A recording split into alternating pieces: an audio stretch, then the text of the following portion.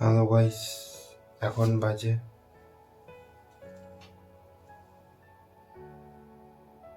1:30। ঘুম আসছে না গাইস, ঘুম আসছে না। ডার্লিং স্টার্ট নিচ্ছে না। দুদিন ধরে একটু প্রবলেম হচ্ছিল গাড়ি চালাতে, পিক আপ ছেড়ে দিচ্ছে, বাট কালকের থেকে স্টার্ট নিচ্ছে না। ঘুম উড়ে গেছে, ভালো লাগছে না।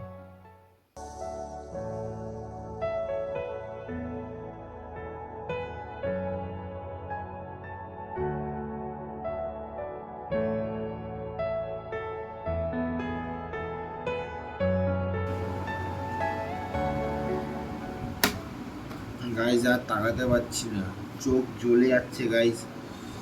সারা রাত ঘুম আসছে না, সারা রাত খালি ইউটিউবে এটাই দেখে গেলাম যে গাড়ির ফিউল পাম্পে প্রবলেম হয়েছে নাকি ইঞ্জিনে প্রবলেম হয়েছে। গাইজ বুঝতে পারছি না গাড়ির পিক আপ কেন নিচ্ছে না। আমি যে কটা ভিডিও দেখলাম তার মধ্যে বেশিরভাগ ভিডিওতে খালি দুটো জিনিস বোঝানো গেছে, যে এক ইঞ্জিনে জল গেলে এই প্রবলেমটা হয়, আর না হলে ফিউল কম থাকলে। তো আমার গাড়িতে সবসময় 3-4 লিটার করে পেট্রোল থাকতো। আর ফিউল পাম্পের যেটা দেখলাম আমি, গাড়িতে ইঞ্জিনে জল ঢুকলে ইঞ্জিনে জল ঢোকার কোনো প্রশ্নই আসছে না। কারণ আমি গাড়ি বৃষ্টিতে বের করিনি, আর সেকেন্ডত যদি হয় তো পাম্পের থেকে হয়েছে। তো সকালবেলা গাড়ি বের করবো, তোমরা দেখতেই পারবে গাড়ির কী অবস্থা।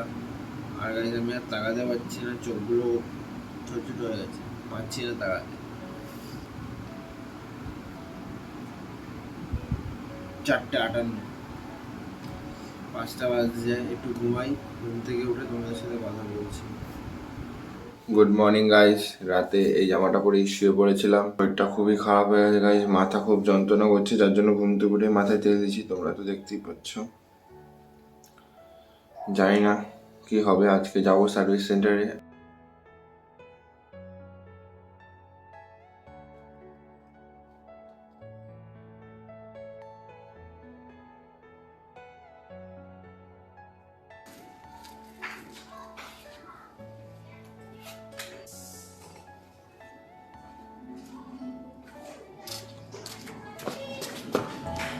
সো গাইস, ডার্লিং স্টার্ট হয়ে গেছে, তোমাদের দেখাচ্ছি ওর অবস্থা। গাড়ি সেকেন্ড গিয়ার হয়ে আছে, নিউট্রাল। এবার গাইস স্টার্ট দেবো, দেখি স্টার্ট নেয়নি কিনা।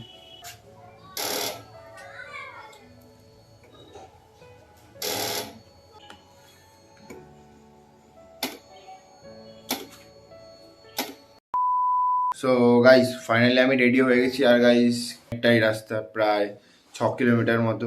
সো অত দূর হেঁটে নিয়ে যাওয়া সম্ভব না। সো আমাদের পাড়ায় একটা বাইকের গ্যারেজ আছে, সো আমি ওখান থেকে ব্যাটারিটা চার্জ দেবো।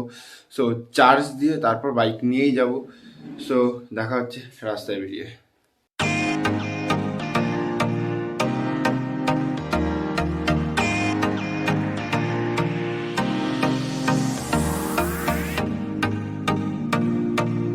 তো গাইস বাড়ি থেকে বেরিয়ে পড়েছি, পিউষ চলে এসছে। সো ওর কথা হয়তো আমি তোমাদের বলিনি, বাট ও আমাকে বললো একটু আগে ফোন করে যে ভাই আমি যাব। সো যাচ্ছে। আর এই যে ডার্লিং, গাড়ি নিয়ে একটু আগিয়ে এসেছি, পাড়ার থেকে সবাই বেরাবো, তখনই মনে পড়লো যে কালকে রাতের দিয়ে কিছু খাইনি। কালকে রাতে অনেকক্ষণ জেগেছিলাম, কালকে তাও 5টা অবধি জেগেছিলাম। সো খিদাও পেয়েছে, ও বলছিল কিছু খাবে। সো আমাদের পাড়ায় একটা কচুরির দোকান আছে, সো ওখানে এখন কচুরি খেতে বসে পড়েছি। সো খাওয়া দাওয়া করে তারপর এখান থেকে দোকানটায় যাবো, ব্যাটারিটা চার্জ দেবো, তারপর দেখতে থাকো কী করি।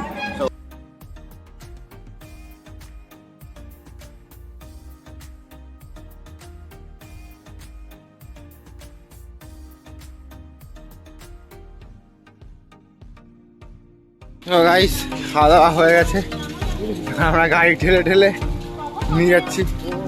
ও পুরো ঘেমে গেছি, এই যে ভাই ঠেলছে।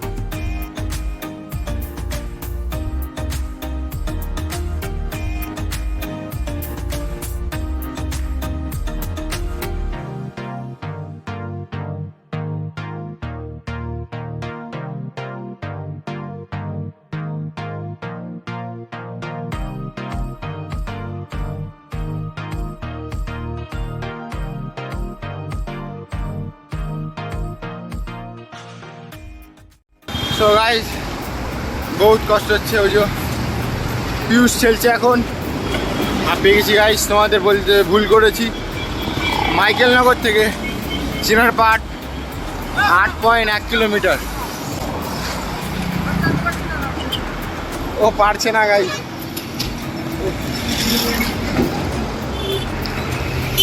গাইজ অনেক খাটাখাটনি করার পর পিউষ বললো একটা ভ্যান জোগাড় করতে। সবাই আমরা একটা ভ্যান জোগাড় করেছি, করে ভ্যানে তুলে দিয়েছি গাড়িটাকে। তো এবার যাবো।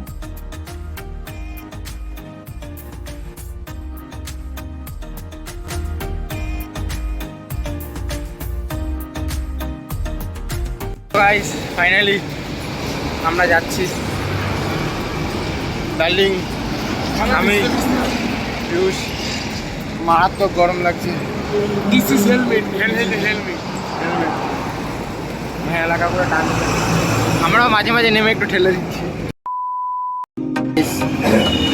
এসেছিলাম সার্ভিস সেন্টারে, তো সার্ভিস সেন্টারে গেছিলাম। সার্ভিস সেন্টার থেকে বললো যে গাড়ির ক্লাচ প্লেট পুড়ে গেছে, ফুল পাম্প হয়ে গেছে, আর সামনে যেটা ভাঙা ছিল ওটাকেও চেঞ্জ করতে হবে। এখন আমরা একটা বিরিয়ানির দোকানে এসেছি, খুব খিদা হয়েছে, বিরিয়ানিটা খাবো, খেয়ে বাড়ি যাবো। বাড়ি গিয়ে তোমাদের সাথে ভালোভাবে কথা বলছি, ওকে? সো গাইজ মর্নিং বিরিয়ানির দোকান থেকে বেরিয়ে গাইজ আর পারিনি ক্লিপ নিতে, কারণ গাইজ কালকে বহুত খাটাখাটনি হয়েছিল, বহুত খাটাখাটনি। কালকে আমরা ব্যাটারি চার্জ দিয়ে এখান থেকে 1 নম্বর অবধি গেছি, তাও কতটা 1 নম্বর না গাইজ, বিরাটি মোড় অবধি গেছি। বিরাটি মোড় থেকে ঠেলে ঠেলে গাইজ 1 নম্বর নিয়ে গেছি, প্রায় 2 কিলোমিটার মতো ঠেলে ঠেলে নিয়ে গেছি গাইজ। তারপর আর শরীর দিচ্ছিল না গাইজ। তারপর ওখান থেকে 1 নম্বর থেকে আমরা একটা ভ্যান গাড়িটাকে তুললাম, তুলে টো করে নিয়ে যাচ্ছিলাম। বাট গাইজ কাকুটার এতটাই খাটনি ছিল, যার জন্য মাঝে মাঝে পিউষ চালাচ্ছিল, আমি ঠেলছিলাম। সো এইভাবেই আমরা অনেক কষ্টে পৌঁছালাম সার্ভিস সেন্টারে। সার্ভিস সেন্টারে পৌঁছে বললো যে আজকে হবে না, কালকে নিজেও। আমি বললাম ঠিক আছে, কত কী খরচা পড়বে? বললো আমাকে হোয়াটসঅ্যাপ করে দেবে কত কী খরচা পড়বে। সো